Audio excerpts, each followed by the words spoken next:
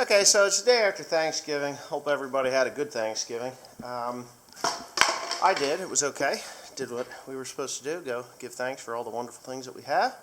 And remember all the things and people that we don't have anymore. So, anyway, back to work. A box showed up the day before yesterday, the day before Thanksgiving. And I have to laugh because it's an awful big box. And I had ordered, I don't know why in the hell.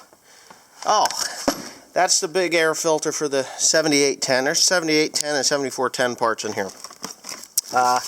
But these are the cab filters, interior cab filter.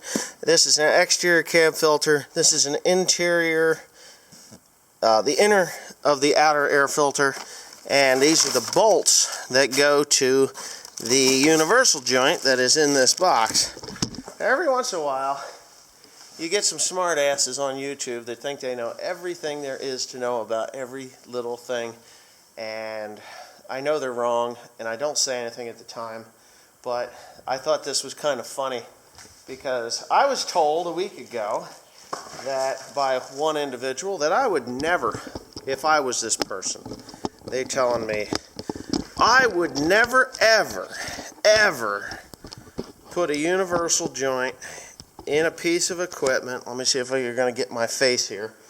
I would never put a universal joint in a piece of equipment if it didn't have a grease zerk in it. So, I'm here to show you that you just don't have a choice sometimes. Look at this guy. See this? This is the front or the rear universal. They're both the same universal joints for the shaft on the 7410. This one actually looks pretty stout. I didn't think that it was this large. But you see this right here, this funky little bar? That is like a little welded, and it is welded so that the caps don't fall off. And if you see, there's no room to even get a grease fitting in there. But if you look right here, there's actually, right there, I don't know, can you see that? I think you can. You see that? That's a pop rivet. And that pop rivet goes in the hole where there would be a grease zerk. Now, I know that these are non-greasable universal joints. And I had to laugh when I read the comment from this person because I know that it's a non-greasable universal joint. I also know that on the old one, I had cut these off. And I actually put grease inside them on the old one. I did that years ago. And I just didn't want to say anything or get into some kind of a war with an individual.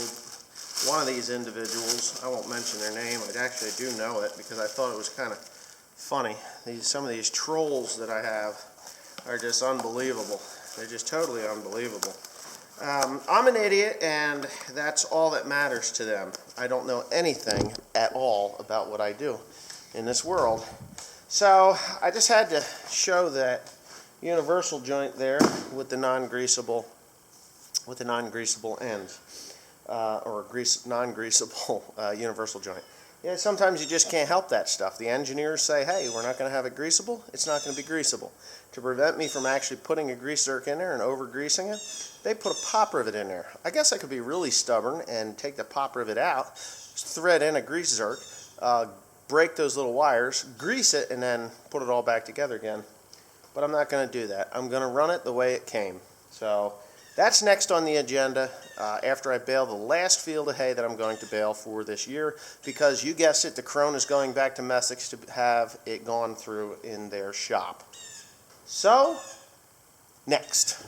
On to the next.